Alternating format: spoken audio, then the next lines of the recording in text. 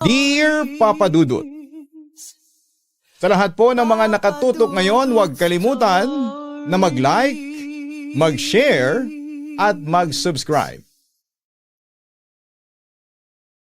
Masarap magkaroon ng love life kung maganda rin ang takbo ng iyong karera, pero hindi lahat ay sineswerte na makuha ng sabay ang dalawang bagay na importante sa buhay.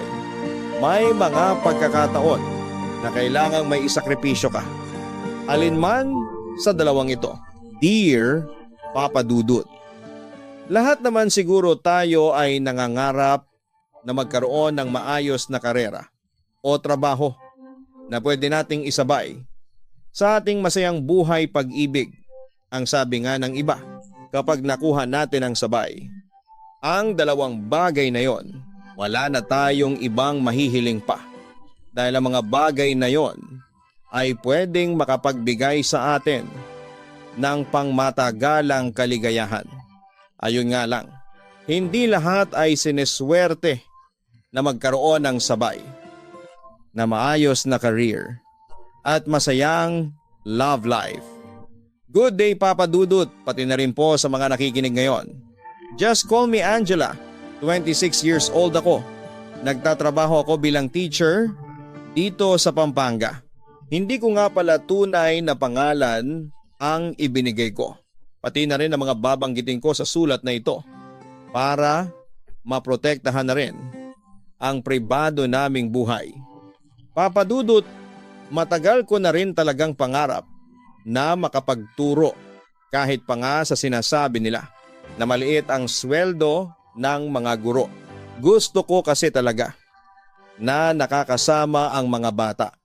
Kaya naman nag-enjoy talaga ako na makita ang mga ngiti at marinig ang mga tawa nila. Ayos lang sa akin na magsakripisyo ng kikitain kong pera. Dahil hindi naman talaga ako masyadong nangangailangan.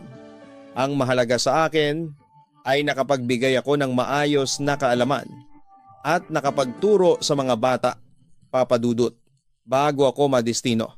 Sa school na pinagtatrabahuhan ko ngayon, sa ibang school pa ako nagtuturo. Malaki ang school na yon at may kaya ang pamilya ng mga batang tinuturuan ko. Madalas nga na nakakatanggap ako ng mga regalo. Hindi lang mula sa mga estudyante ko, kung hindi pati na rin sa mga guardian o magulang nila. Palagi raw kasi ako nakukwento ng mga estudyante ko kapag nasa bahay na sila, na ako raw ang pinakapaborito nilang teacher. Maalaga kasi akong teacher pagdating sa mga estudyante ko. Kagaya na lamang nung isang beses na may estudyante akong nakita sa may guardhouse na nag-iisa. Hinihintay niya raw ang sundo niya na papa niya. Sinamahan kong estudyanteng si Lito at nakwento niya sa akin noon na magkahiwalay na pala ang mga magulang niya. Lito, sorry kung ngayon lang ako nakarating. Napatagal kasi ako doon sa meeting namin. Wika ng daddy ni Lito na kaagad na lumapit sa amin. Okay lang po daddy, sinamahan naman po ako ng teacher ko dito habang naghihintay sa inyo. Tugon naman ni Lito. Mabuti naman at may kasama ka. Sumakay ka na doon sa kotse para hindi ka masyadong mainitan. Susunod na rin ako sa iyo, ang wika ng daddy niya. Nakaagad namang sinunod ng bata. Nagpaalam pa si Lito sa akin bago naglakad sa may kotse. Thank you Teacher Angela sa pagbabantay mo kay Lito habang hindi pa ako dumarating, baling niya sa akin. Wala yun sir, tugon ko.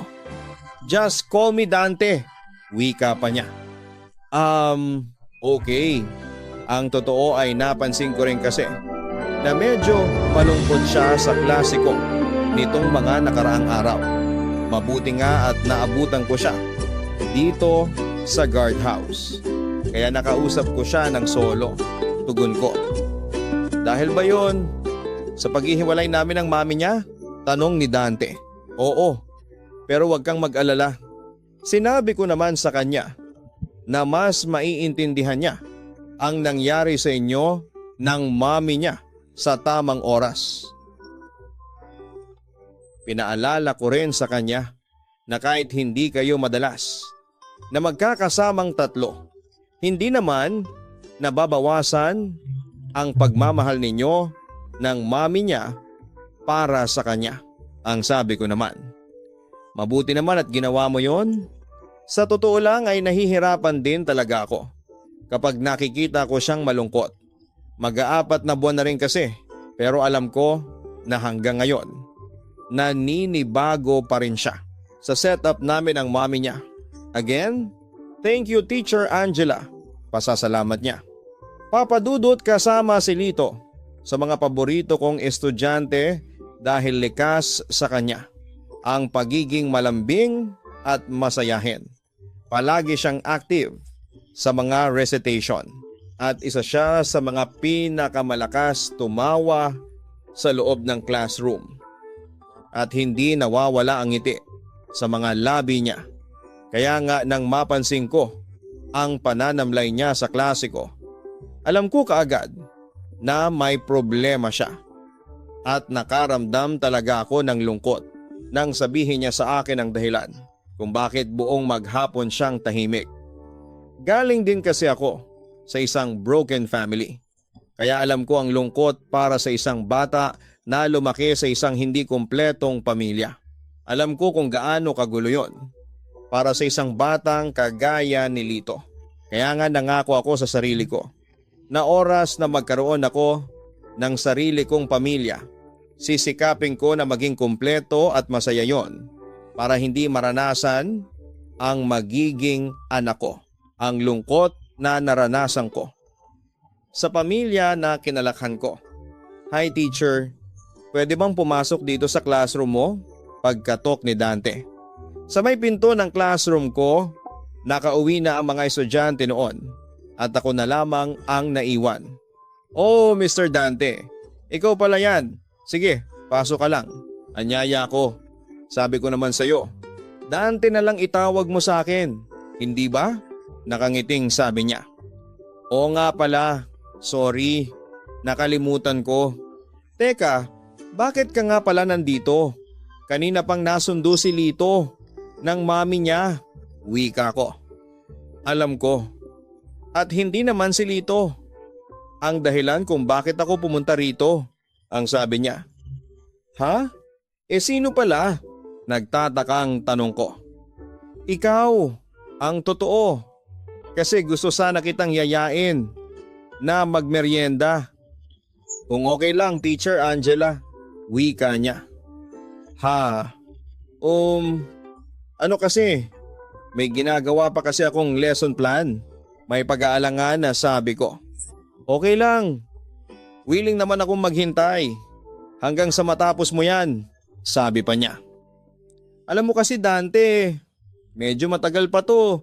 Saka marami pa akong ibang gagawin. Tugon ko. Ayos nga lang. Ako kasi wala naman akong ibang gagawin. Hihintayin lang kita matapos sa mga ginagawa mo para makapagmerienda na tayo. Kung gusto mo, pwede naman akong maghintay sa guardhouse. Basta maghihintay ako hanggang sa matapos mo ang lahat ng kailangan mong gawin, Teacher Angela. At saka wala na rin to para magpasalamat doon sa mga sinabi mo kay Lito. Wala kasi akong ibang makausap na naging epektibo sa kanya. Tapos nung kinausap mo siya, napansin ko na masumigla na siya kumpara noong mga nakaraang araw. Kaya hayaan mo sana akong magpasalamat kahit na sa ganitong paraan lang. Wika pa niya. Papa Dudut, hindi ko rin inaasahan ang ginawang pag-imbita sa akin ni Dante na magmeryenda ng araw na yon na hindi ko na rin natanggihan. Para sa akin kasi, normal naman ang ginagawa kong pag-comfort sa estudyante kong si Lito. Responsibilidad ng isang teacher na samahan ang kanyang estudyante habang wala pang mga magulang nito. At kasama sa responsibilidad na iyon, ang ipaliwanag sa mga bata ang bagay na hindi pa nito masyadong naiintindihan. Kagaya na lamang ng nangyari at paghihiwalay ng mga magulang ni Lito. Napakasimpleng salita pero alam ko na napakagulo at komplikado para sa kanyang murang isipan. Kaya naman kinakailangan ko kahit papaano na ipaintindi sa kanya ang magulong sitwasyon na meron siya at aaminin ko na nag-enjoy din ako ng oras na kasama ko si Dante, Papa Dudut. Hindi lang dahil sa nilibre niya ako ng pagkain, kung hindi dahil masaya talaga siyang kakwentuhan. Marami kaming iba't ibang topic na napag-usapan. At alam nyo, yung pinaka-favorite part ko ng pagkukwentuhan naming dalawa, yung part na nakikita ko kung paano maaliwalas ang mukha ni Dante. Sa tuwing si Lito ang nagiging topic naming dalawa, yung mga plano at pangarap niya para sa anak niya.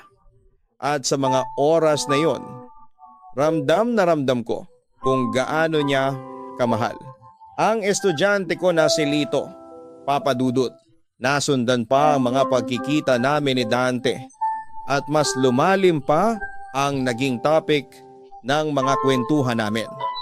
Napag-usapan na rin namin ng pahapyaw ang tungkol sa kanila ng dati niyang asawa na si Belinda.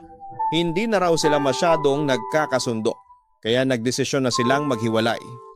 Kaya naman daw araw-araw silang nagkikita na puro pag-aaway na lang sa loob ng bahay. Minabuti na nilang tapusin ang relasyon nilang dalawa. Tinanong ko siya kung wala na ba talagang pag-asa na magkaayos silang dalawa. Diretso niyang sinabi na wala na. Dahil buo na raw ang desisyon nila pareho na ituloy ang proseso ng annulment nila noon. Papa Dudut, madalas na rin kami nagkaka-text at tawagan ni Dante.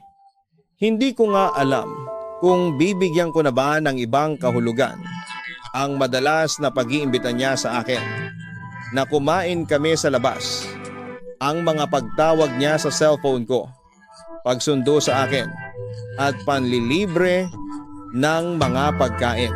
Pero siyempre, hindi naman ako manhid para hindi mapansin ang mga tingin at ngiti na ginagawa niya sa akin. Lalo na at may mga oras na nagbibigay rin siya ng mga pagkain sa akin kapag siya ang naghahatid kay Lito sa school. Ayoko lang talaga kaagad na mag-assume dahil lang sa mga simpleng bagay na ginagawa niya. Papa Dudut. Teacher Angela, thank you po dito sa ibinigay ninyong chocolate. Masayang sabi ni Lito. Nasa classroom pa siya at hinihintay ang sundo niya. You're welcome. Sino palang susundo sa iyo ngayon? Tanong ko. Si Mami po. Kasi busy ngayon si Daddy sa mga meeting niya sa trabaho. Tugon ng bata. Oo nga pala, nasabi niya pala sa text na magkakaroon siya ng out of town meeting at seminar. Ang sabi ko. Mabuti ka pa. In-update ka ng asawa mo sa akin. Kasi hindi siya nagre-reply. Ang wika ni Belinda na biglang pumasok sa classroom ang mami ni Lito. Nandiyan na pala kayo, ma'am. Mrs. Torres, dahil hanggang ngayon ay kasal pa rin ako kay Dante. Kaya apelyido pa rin niya ang gamit ko. Pagputol niya sa sinasabi ko. Teka, sino may sabi na pwede kang kumain ng matamis kapag ganitong oras, Lito? Hindi ba pinagbabawal ko yan sa'yo? Kasi ayoko masira ang teeth mo. Inis na baling ni Belinda sa anak niya. Mrs. Torres, wag niyo na pong pagalitan ng bata. Ako kasi ang nagbigay ng chocolate sa kanya kanina para hindi siya masyadong mainip habang naghihintay sa inyo. Paliwanag ko naman. Ay nako, ang dami talagang pakialamera sa mundo. Lito baby, nasa may harap na ng gate ng school ang car natin. Nandoon na rin si Yaya at hinihintay ka. Kaya mauna ka na sa akin doon. Okay? Utos niya sa bata. Nang umalis na si Lito, Hinarap naman ako ni Belinda. Ngayong wala na rito sa classroom ang anak ko. Gusto sana kitang makausap ng masinsinan, Teacher Angela. Ang wika niya. Tungkol saan po, Mrs. Torres? Tanong ko. Pwede bang wag ka na magkunwari diyan? Sigurado naman ako na alam mo na ang tungkol kay Dante. Ang gusto kong pag-usapan nating dalawa. Layuan mo si Dante at wag mong sirain ang pamilya namin. Seryosong wika niya. Nagkakamali ka ng iniisip dahil hindi ko sinisira ang pamilya ninyo at mas lalong walang namamagitan kahit na ano sa aming dalawa ni Mr. Dante. Tugon ko naman. Talaga? Pagpatunayan mo. Layuan mo ang asawa ko, Angela. Utos niya. Pero hindi ba pinaprocess na nga ang annulment para sa naging kasal ninyo? Bakit ba asawa pa rin ang tawag mo sa kanya? Naiinis na ring wika ko. Dahil nga kasal pa rin naman kami hanggang ngayon. At hindi pa rin ako nawawala ng pag-asa na magkakabalikan kaming dalawa. Ayokong lumaki si Lito na magkahiwalay ang mga magulang niya. Kaya please lang, wag mo nang sirain ang pamilya namin. Wag ka nang makisawsaw sa gulo namin. Layuan mo na siya. Tugon niya. Papa Dudut. Nagtaka rin talaga ako dahil sa mga sinabi sa akin ni Belinda, ang buong akala ko kasi ay mutual decision. Ang nangyaring paghihiwalay nilang mag-asawa, akala ko ay pareho silang nagkasundo na tapusin ang relasyon nila at iproproseso na ang annulment para sa kasal nila. Pero hindi pala dahil mukhang hanggang sa mga oras na yon, umaasa pa rin si Belinda na magkakaayos at magkakabalikan. Sila ni Dante. Ramdam ko na mahal niya pa rin si Dante at gusto niya na muling mabuo ang pamilya nila para na rin sa anak nilang si Lito. Tama naman si Belinda sa mga sinabi niya na hindi ako dapat nakikisawsaw sa gulo nilang mag-asawa. Hindi dapat ako nagiging dahilan para lalong masira ang pamilya nila. Lumaki ako sa magulo at hindi buong pamilya at ayoko sana na maranasan ni Lito kung gaano kalungkot ang buhay na yon. Sayang lang. Dahil sa mga oras na yon, nagsisimula ng mahulog ang loob ko kay Dante. Kaya naman nag-decide ako na kailangan ko ng pigilan ang nararamdaman ko para sa kanya at layuan na siya. At doon ko na sinimulan na hindi sagutin ang mga text at tawag niya sa akin. Papa Dudut. Pero nakahalata kaagad si Dante. Kaya kinausap niya ako tungkol kay Belinda. Ano ba talagang sinabi sa iyo ni Belinda para tratuhin mo ako ng ganito?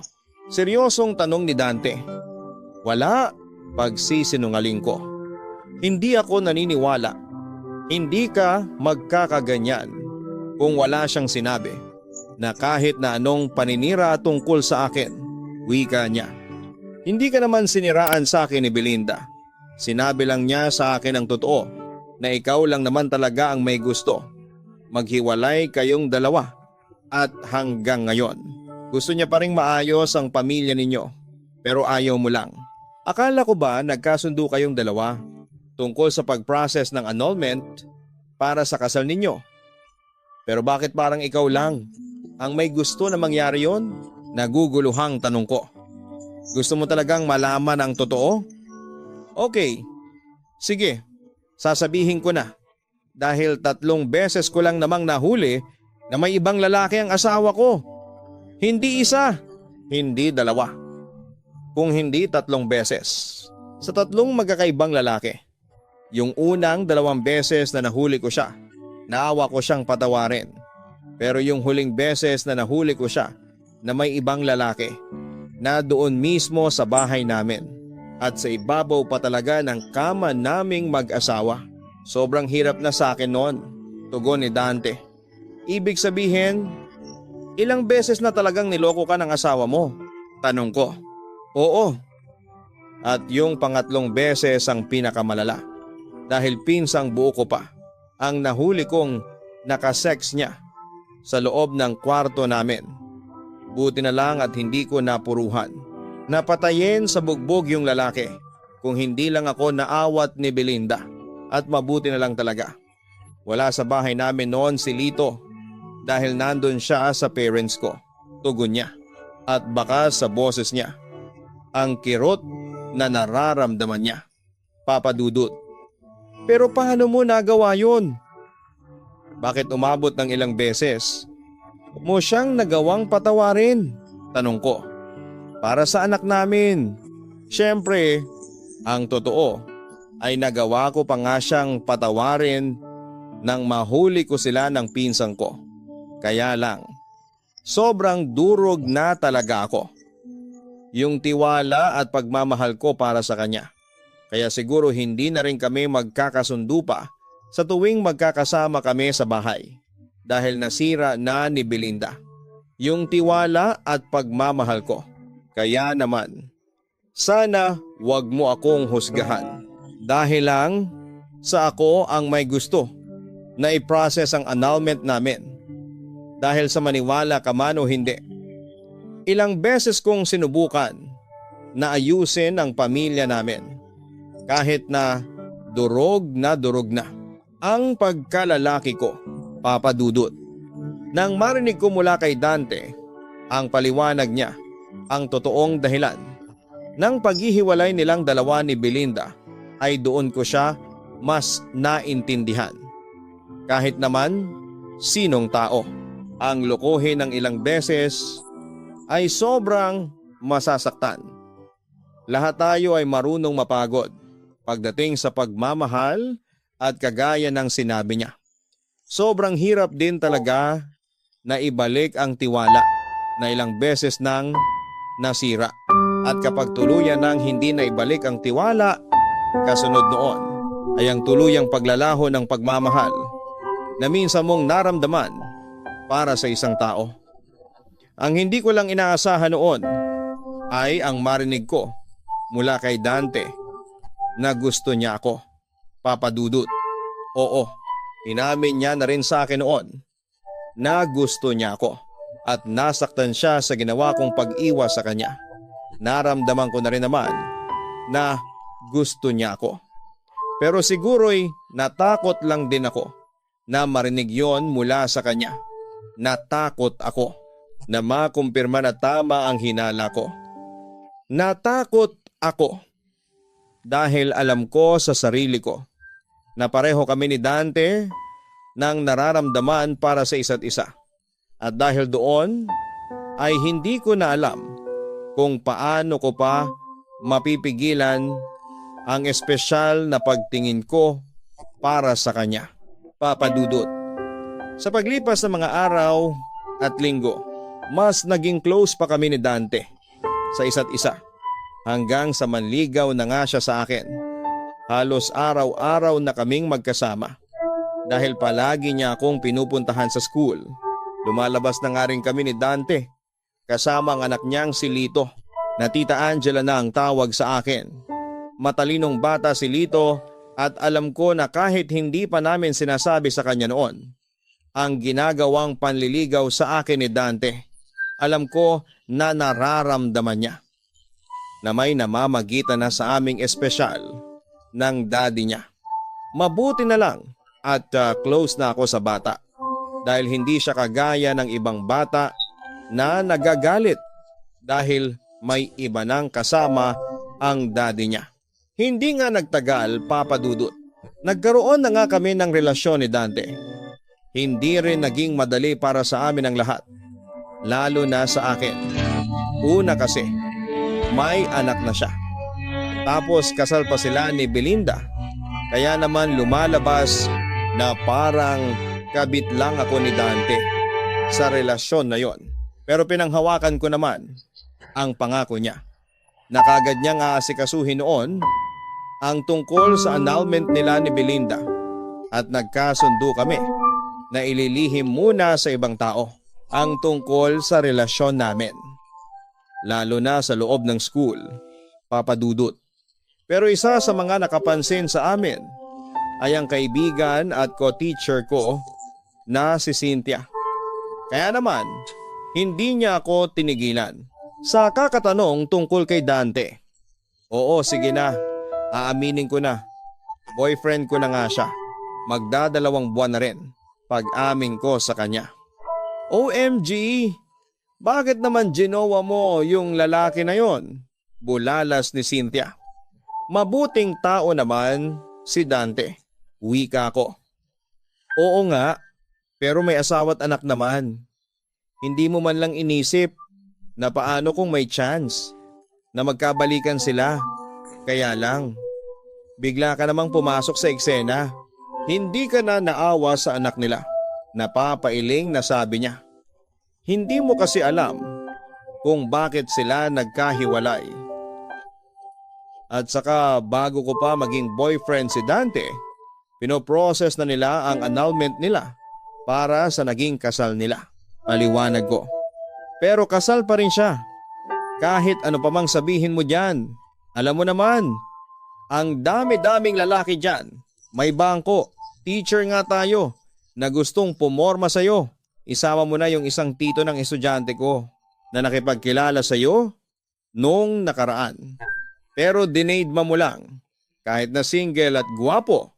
Tapos babagsak ka lang pala sa may asawa't anak na. Hay nako, pag-isipan mo ngang mabuti ang ginagawa mo. Teacher ka. Kaya dapat hindi ka pumasok sa ganyang kagulo na relasyon. Paalala ni Cynthia sa akin, Papa Dudut.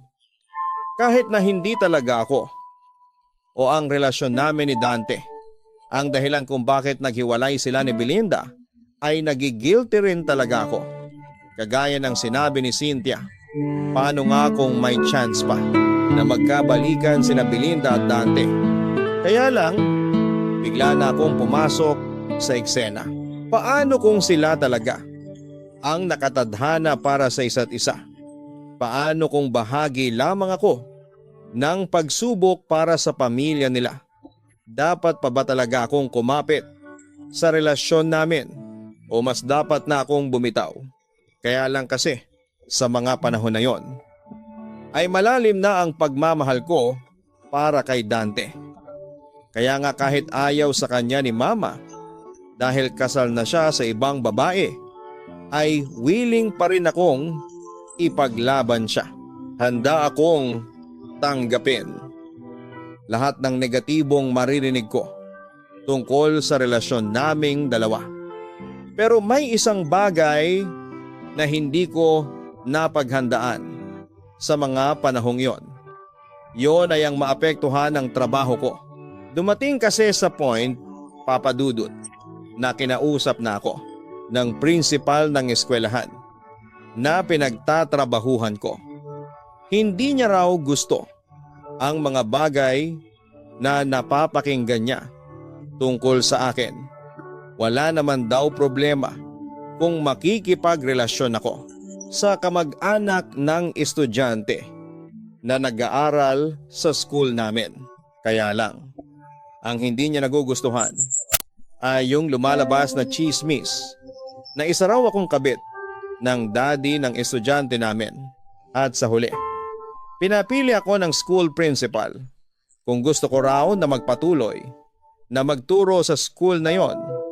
Mas mabuti na putulin ko na ang espesyal na ugnayan ko kay Dante, Papa Dudut. Dante, pagod na ako. Pagod na akong makarinig ng mga negatibong bagay na sinasabi nila tungkol sa iyo at sa relasyon nating dalawa. Alam mo bang pati trabaho ko ay naapektuhan na dahil sa relasyon na ito? Ang sabi ko sa kanya, bakit ikaw lang ba ang napapagod? Ako rin naman pagod na ako sa tuwing mararamdaman ko na hindi mo ako kayang ipaglaban. Pagod na ako sa tuwing naririnig ko kung paano mo ikainay sa mga katrabaho mo ang tungkol sa relasyon natin dalawa. Ang wika naman niya. Dahil naapektuhan na nga ang trabaho ko. Hindi mo ba naiintindihan yon? ang dami ko nang napapakinggan na kung ano-anong hindi maganda mula sa mga co-teachers ko. Ang sabi ko, bakit ba kasi kailangan mong intindihin pa yung mga sinasabi ng ibang tao? May inis na tanong ko. Dahil makakatrabaho ko sila. At sila yung halos araw-araw na nakakasama ko. Tugon ko. Di umalis ka sa school na yan at sa ibang school ka na lang magturo. Suhestyon niya. Hindi naman ganun kadali ang pinapagawa mo sa akin, Dante. Wika ko. Kaya hahayaan mo na lang na maapektuhan ng ibang tao ang relasyon natin, Angela. Alam mo naman kung ano ang tama at mali, hindi ba? At alam mo kung ano yung totoo. Sa hindi, naging honest ako sa iyo. At sa relasyon na to, wala akong kahit na anong tinago sa iyo. Sabi pa ni Dante. Oo, alam ko naman yon. Pero nahihirapan lang talaga ako sa sitwasyon natin. Kasi kahit yung school principal namin, kinausap na ako.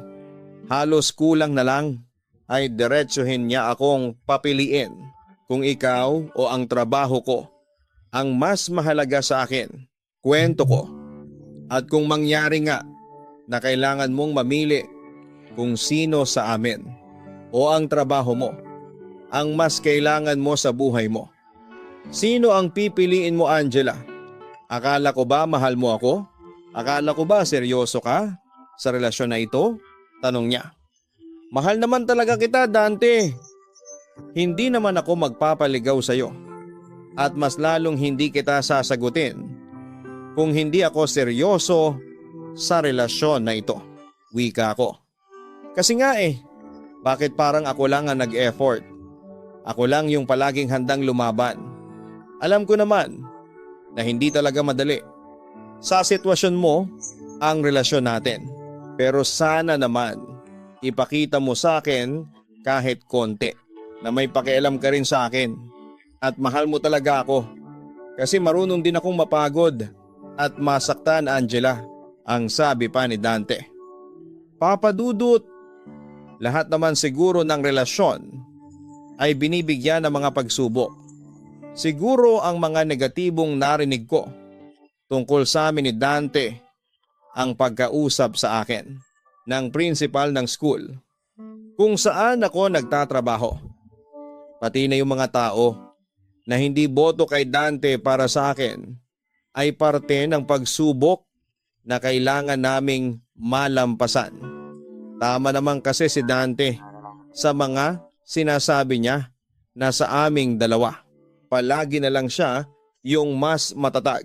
Palaging siya yung handang lumaban. Palaging siya yung mas willing na isakripisyo ang lahat para sa relasyon namin. Naisip ko, Papa Dudut, na siguro nga ay oras na para maramdaman niya na ako naman ang lumalaban para sa relasyon namin. Na seryoso rin ako sa kanya at totoong mahal ko rin siya.